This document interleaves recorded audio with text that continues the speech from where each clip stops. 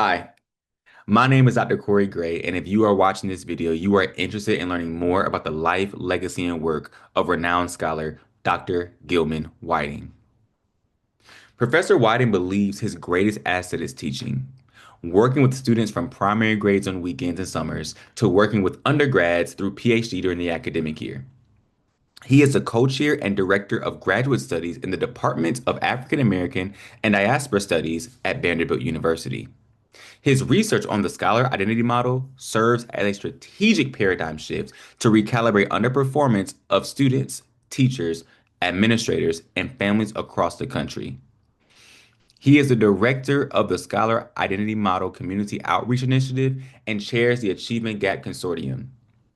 His eclectic body of published research includes psychological and social behaviors, outcome disparity with special and gifted education students, the sociology of race, sports and culture, culturally relevant pedagogy, family and community involvement, qualitative research methods, young fatherhood initiatives, and Black student achievement. Recently, back from working in Paris, France, Professor Whiting consults with school districts and programs nationally and internationally. He has lectured on four continents, and his research has been adopted in Australia, Belize, Brazil, Bermuda, India, and South Africa. A former world class runner and triathlete, he is also a retired airborne combat U.S. Army officer, a 2018 Black Belt Hall of Fame inductee, a 2018 Purdue University Distinguished Alumnus, and a proud father of two high achieving daughters.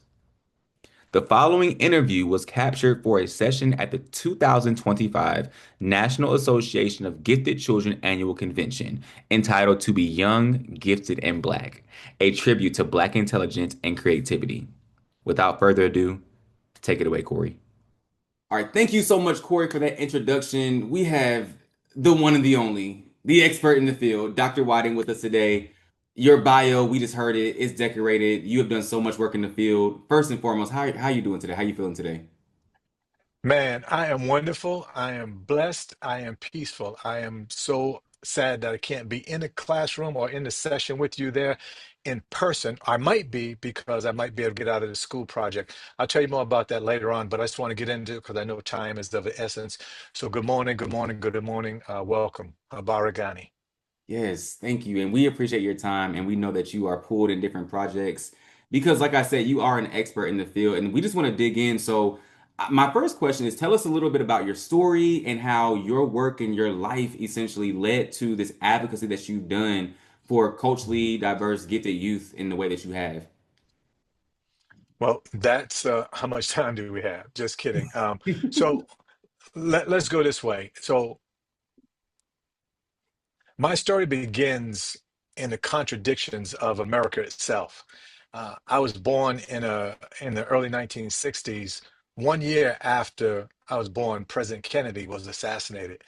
And by the time I was 8 years old, eight, this nation witnessed assassinations of prophets. Malcolm in 65, Martin in 68, Bobby Kennedy just months later. And then by 1969, Fred Hampton was murdered in Chicago. Medgar Evers was killed before all of them in the same 8 years of my first years of life. So these weren't just murders, they were, I guess, messages. America was showing us what happens to gifted who dare to champion equity, use their brilliance to demand justice. They killed the dreamers to kill the dream. Uh, then came Boston. In the mid 70s, mid to late 70s, I went to school during the busing crisis. I say busing crisis, kind of interesting because all that should have been settled in 1954, right? Yet in 1970, we're just starting buses, 1972. So I'm right in the middle of that as a kid, and I witnessed something that shaped me till today, and that's white fright and terror, and not black terror, white terror. And by the way, it's the time, place. Now we're talking about young, gifted, and black, so it's the time and place of me being a kid, like a lot of you are working with, and the terror uh, at the mere presence of Black children seeking education, getting on a bus and riding someplace, not close to home, but away from home. I saw on my bus rides where grown adults screamed at children. I saw it at Bunker Hill Monument in Boston, the place that supposedly symbolized freedom. It was transformed into a battlefield against Black bodies seeking just a knowledge of what happened there. The irony wasn't lost on me as even as a child. Here was a monument to liberty, and white parents were using it as a staging ground, if you will, to deny us our freedom and liberty. That constant fear in Boston drove me into martial arts. Uh, what would become now almost a nearly 50-year journey. I needed not only to protect myself, yes, but more than that, I needed to, I guess, transform fear into discipline, from, I guess, vulnerability into strength. When I think about the dojo, I think about the place of almost like a sanctuary where being Black and excellent wasn't a threat to anybody, it was an asset. That's when I understood our very presence in learning spaces was seen as an invasion. Our intelligence was interpreted as aggression. Our excellence was received as an attack on their superiority. After college, I was commissioned as a United States officer in the Army, and one of my jobs was jumping out of airplanes. So, airborne officer. Think about that now. Think about the contradiction. I jumped out of planes to defend a country that questioned my humanity, Mhm. right? But I learned something crucial. I learned discipline, I learned strategy, and I learned the importance of preparing young bodies, young warriors, not for violence, but for excellence. I grew up in the chaos, witnessing brilliance dismissed, genius overlooked, and potential systematically undermining that genius, not because it didn't exist, but because it existed in Black bodies, Black, brown, indigenous bodies. In the mid 90s, this is after the military, part of my master's was studying urban planning and African American studies. I was very much interested in how cities got the way they were. How come every off ramp that went to MLK Boulevard was like, should I be here or not? If you've been on the road, you know what I mean. I mapped how highways literally carved Black communities, how bridges, lowering bridges became barriers, how infrastructure itself was weaponized against us.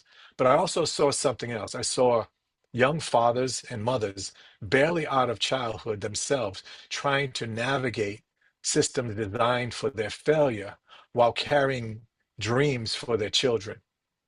And later in 1997-ish, I was asked to speak at a thing called a Living Legend luncheon speaker for fathers in Indianapolis. I thought I was too young to be anybody living legend. Maybe now I could do it, but then I was just 30. But when I looked into those young men's eyes, those fathers' eyes, I saw scholars trapped in society's narrow definitions. They they weren't at risk, they were at promise. The moment crystallized everything for me. My advocacy isn't charity work, it's returning stolen property. Every Black and brown child denied access to gifted programs, I consider it a theft. Every brilliant mind that's told it's not quite ready is robbery. I served uh, over these past few decades because I refuse to be complicit in this intellectual present day apartheid. I advocate because our children's genius is not only a favor to grant, but a right to defend. I started an organization, the National Black Student Achievement Association, which I am the CEO of, because this fight requires more than just individual advocacy, but institutional power. We're building a national movement at blkstudent.org, shameless plug, but connecting educators, families, and communities who refuse to let generations of Black genius go unrecognized and underdeveloped. Those leaders they killed, I talked about earlier, those rocks they threw in Boston, they were all trying to stop the same thing: Black brilliance ascending. My work ensures that Black, gifted, brown, indigenous children don't have to choose between brilliance and their breath, between their intelligence and their safety. All of these things and more still lead and guide me to advocate and serve. I was taking some notes because you said you didn't want them to choose between their brilliance and their breath. And that really Mhm. stuck out to me. On top of everything else that you said. So thank you for your service in the military and your service to Black communities, Hispanic communities, culture diverse, indigenous communities. Thank you for your advocacy, all the work that you do. I just thank you because the work that you're doing is truly making a difference. And even when you were saying that, one of the quotes that came to mind is Dr. Ford, Donna Ford, wrote that every year over 500,000 Black and other culture diverse students are being denied access to these gifted services. And she wrote that back in 2013, 12 years ago. So Mhm. obviously there's some more updates needs to be done, but there are a lot of students as voices are not being heard. So which gets to our next question because I know and I believe that you did this in your dissertation work when you were at Purdue, the scholar identity model, and wanted to kind of talk a little bit about that as far as what led you and what and you talked a little bit about that in your story, but what led to your creation of that? Who were you thinking about? What scholars or what individuals came to mind to inspire that? And how did these Mhm. experiences in which you shared helped cultivate that model that today is this national and actually international framework used in many schools and districts? Well, thank you for the compliment about service. But as we in a classroom around you, and I keep saying classroom, but you know what I mean. Uh, we don't think about that as we do things like that. And when I think about the scholar identity model, it wasn't born in theory. It was born out of observation. It was born out of necessity. It was born out of hope. It was also born out of rage. Rage at watching brilliant Black boys and girls, even whole communities, choose between invisibility over excellence because visibility equaled danger, right? Hope because I knew there was another way possible. So my military martial arts training taught me that you don't have to, you would never send uh, folks into battle without preparation, without identity. You shouldn't send teachers into classrooms without that same preparation and identity, without knowing who they are and what they're fighting for. Yet we're sending Black children into hostile educational territories with no armor, no strategy, no sense of power. I think the martial arts maybe taught me that the strongest warrior wins not through force, but through knowing themselves, knowing their center, yin and yang, think of that, knowing their balanza, think about capoeira and balance, and knowing their purpose, their ashe, their energy. My dissertation, like you said, at the Purdue University, boiler up, focused on young Black fathers, but I discovered what I discovered was bigger. These dads, these young dads, kids even, uh, had been systematically taught to divorce their intellect from their identity. They could be Black or they could be scholars, but never both simultaneously in public spaces. The psychological violence of that forced choice haunted me. In fact, it still haunts me today. In 2006, I reconceptualized everything in the scholar identity model. It emerged from a simple, radical premise. What if we taught Black children that their scholarship wasn't despite their Blackness, but because of it? What if we showed them every element of their identity, their creativity, their resilience, their cultural wealth? That that's why, and that's what was made the scholarly capital, if you will.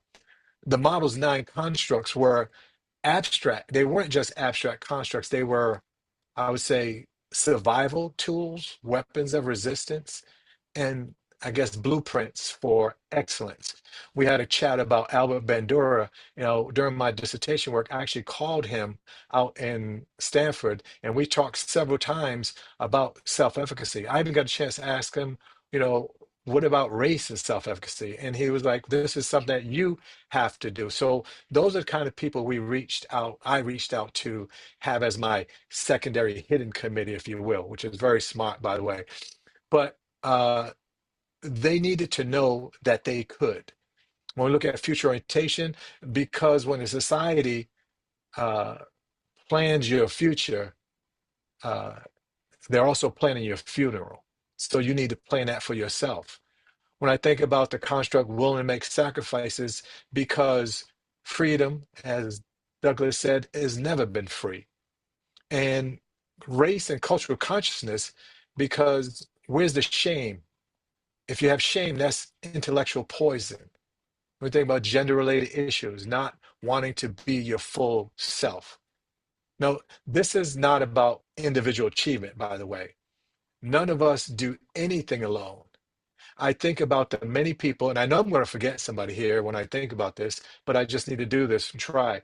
I think about Dr. Wallace McLaughlin at the Fathers and Families Resource and Research Centers, who provide me with the first professional opportunity through that living legend luncheon speaker to investigate which would become the scholar identity model. Once I arrived at Vanderbilt, as you mentioned, the great Dr. Donna Ford, we met the same year she arrived, and she pushed my boundaries. We co-created the first version of what would be called the Scholar Identity Institute. And for 5 years, we worked with a program called the 100 Kings of the 100 Black Men in Middle Tennessee. Ironically, we secured a large grant, a couple $1 million grant to work with schools right here in this district in Pittsburgh. Matter of fact, if I'm not there, I'm there this morning. This was 15 years ago, though, and we haven't worked together really since. But then also, Joe Renzulli and Sally Reese provided an opportunity to do a visiting research stint at UConn. Folks like Kala Brigandi and Nicole Wyconis were cutting their teeth as doctoral students back then. Articles like uh, Guiding Darnell and Emotivating Malcolm were written during and in and around that phase. Even the Scholar House that's on their campus, one of the first of its kind in the nation, and a bold move to have a living learning environment where Black and Brown males can choose to be in an environment for their own, if you will. This was based on the Scholar Identity model, and I believe its first director was Brother Dr. Eric Hines. So the late, and from there, I met the late, great, dear friend of mine and a lot of us in the room, Dr. Marsha Gentry, and she introduced me I was introduced at the summer conference at which I had the honor of keynoting. For several years, and later on, we worked together. But for several years later, I met the folks that became the Jerry Gifted Ed Resource and Research Institute at Purdue, and became a part of that organization. I sit on their board, and I'm now a distinguished alum from that place. And it still remains one of my strongest partnerships with the folks who were there at Purdue, even in the years past her life on here on Earth. Currently, and for the past several years, in the final stage where I am now, so like the third or fourth iteration, colleague and friend Dr. Julian Nyberg have partnered and have helped take the research to yet another level, a higher level, I do believe. So it isn't about individual achievement or chasing citations. That to me, just to me, has always felt a bit selfish and even narcissistic. It's about, ultimately for me, it's about collective liberation through intellectual excellence. It was about preparing young warriors for a different kind of battle, one that would be fought with books instead of bullets, intelligence instead of violence, but with the same discipline, the same strategy, the same unwavering commitment to victory as someone would have going into battle. Mm, wow. And you can tell that those themes are still prevalent in the model and in the writings and the readings that, we're doing in this session, but also in the school because we have added some of those resources to the resource page. Shameless plug, look at the resource page. But Plug it. yes, and you mentioned some different scholars and some different people in the field that we essentially stand on their shoulders, or they built this foundation, and we're continuing to take on the torch, if you will. Dr. Gentry, I know for me, Dr. Martin D. Jenkins, Dr. E. Paul Torrance. Like, there's so many different people, Dr. Lillian Steele Proctor, so many people that we're mentioning in this session, but their work was so seminal. And I am a strong believer that the work is still needed in the day because we still have, like you said, many scholars that we need to inspire with books and not bullets, with intelligence and not instigating. So, in your perspective, sitting in this seat now as we sit in 2025 and going into 2026 really soon and beyond, what are some of the more pressing challenges and opportunities in cultivating scholar identities among these gifted and high ability Black youth, in particular in today's world? Great question. Thank you. I think we stand at a fascinating precipice. I like that word. The challenges are more sophisticated, but so are our children. You know, my daughter I told you about earlier, we talked about some of her poetry. So some of these words are right along the lines that she was writing at 15 and 16 years old. So I'm blessed and impressed by knowing that exists. She was also a Jenkins scholar and is going to be a part of this thing. And I want to give a shout out to a lot of my colleagues who are there or at the conference as well. And hopefully in this next question, I think I can work it in. So we stand on a precipice that challenges uh, more sophisticated, but also, like I said, our children have moved up. The old racism that was the fear of the hooded boogeyman, the bull-horned police chief, or the fire hose pushing young kids till their skin fell off, doesn't exist in the same way. The new racism is the guy who wears khakis and carries a torch at night, or wears a plaid shirt and makes the best burgers on the block. She is the administrator in Orange County. She is the Maryland school librarian. They also wear a suit and they speak in algorithms and zip codes and cultural fit. So it's very slick and stealth now. The pressing challenges. First, the digital assassination of Black genius. AI and algorithms that were trained to use what everybody's using now. We're just 3 years old into AI. And these algorithms that are trained on biased data now gatekeep opportunities at a larger scale. Secondly, I think DEI backlash that seeks to resegregate excellence. I think about the integration that I dealt with as a kid on those buses in Boston. Now I see that resegregation happening. Jonathan Colzer writes about it in both his works, canonical works of. It'll come to me now. I'm not going to try to go there because it wasn't in my brain in the beginning. So let me not go off track. Anyway, savage inequalities and apartheid schooling in America. Jonathan Colzer says that we are less than 1/10 of 1% as segregated. And when he wrote this last work was, I think it was 2016, as we were in 1954. And that holds true today. And with the build up of these charter schools and these private schools, we're seeing public education stripped down to the foundation. So they want to crush DEI as if diversity diminishes rather than enhances brilliance.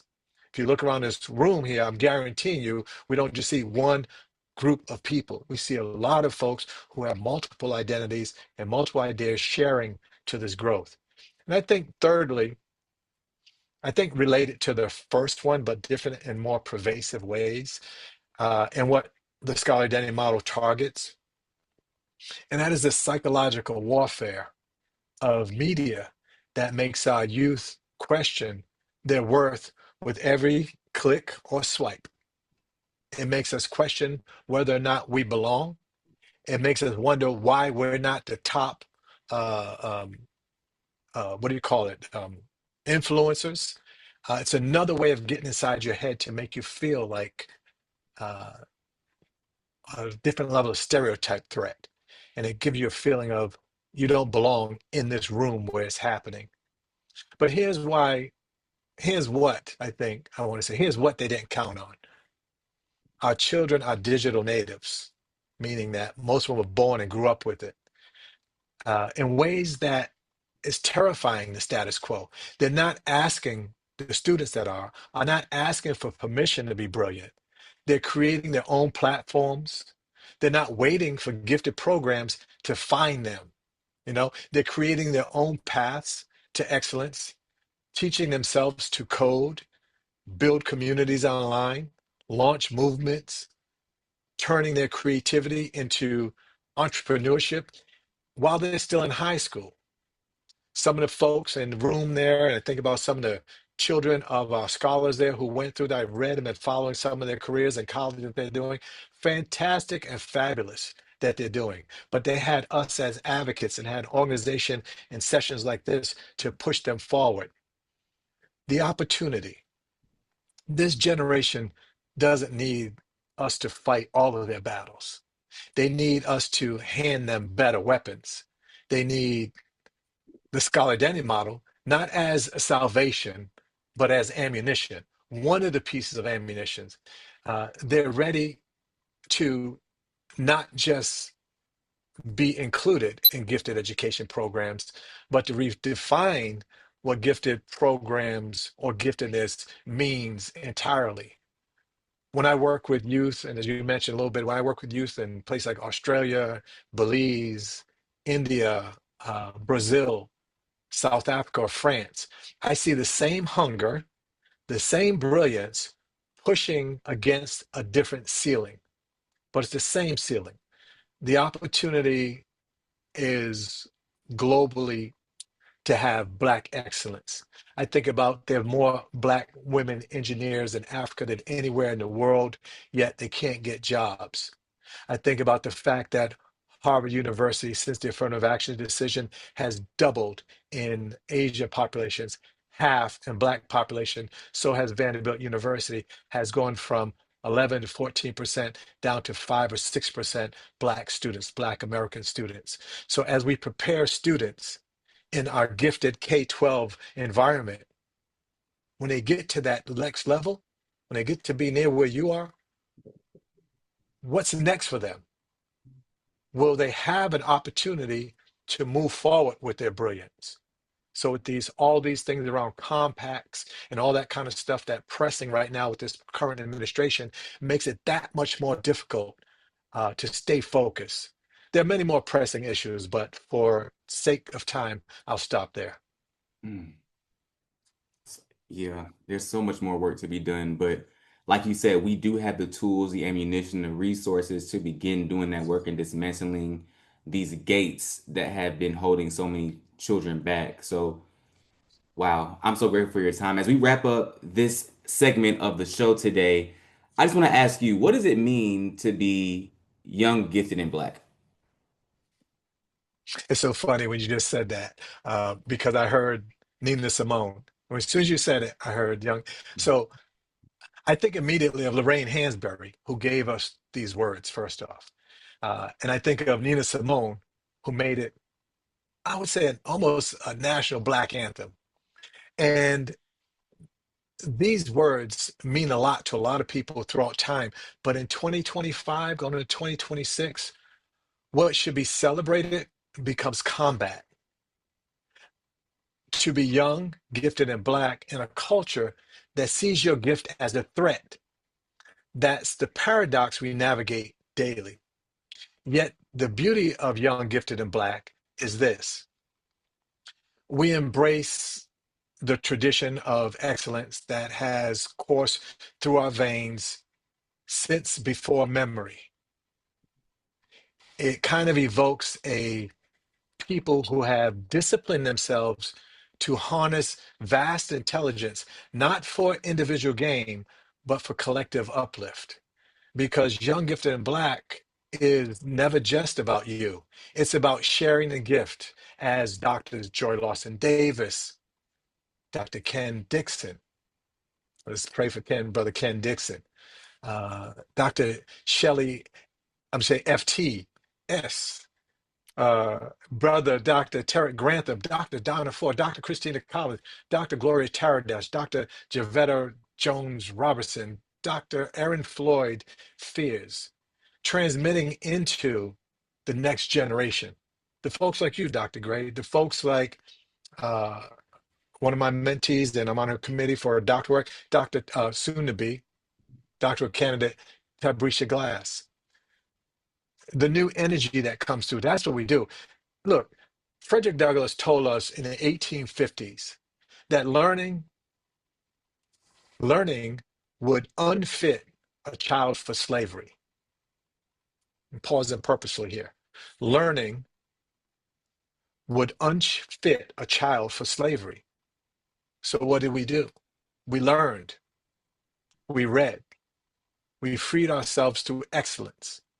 To be young means to be new, yet heir to ancient wisdoms, wisdoms not born of slavery, but the great kingdoms of Africa that gave intellect to the Europeans and the world.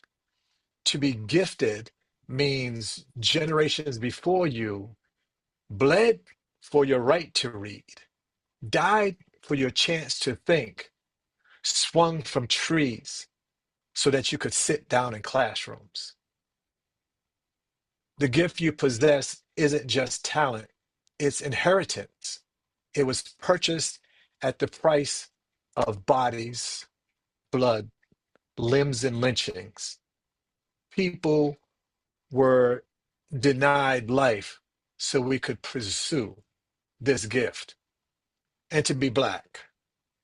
To be Black means to be perpetually rejected by a dominant culture while celebrated by your own.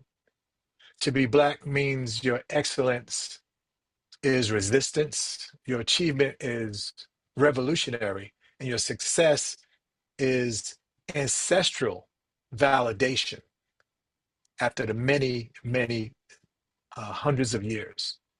So, what does it mean to be young, gifted, and Black in this moment of anti DEI backlash and profound anti Blackness? It means that you are dangerous to a system that requires your failure. It means you are a threat to a dominant society that refuses to acknowledge your humanity or recognize the depth of wonder that we are.